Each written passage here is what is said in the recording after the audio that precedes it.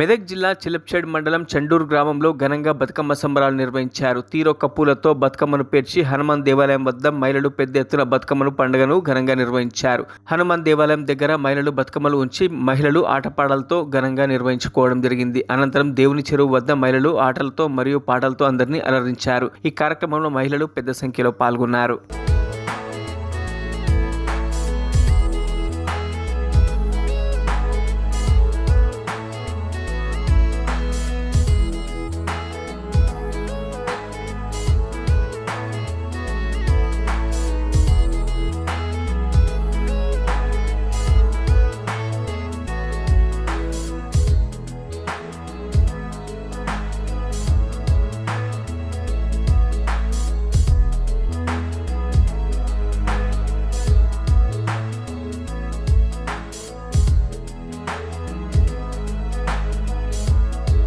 మరిన్ని అప్డేట్స్ కోసం మా ఛానల్ని సబ్స్క్రైబ్ చేయండి.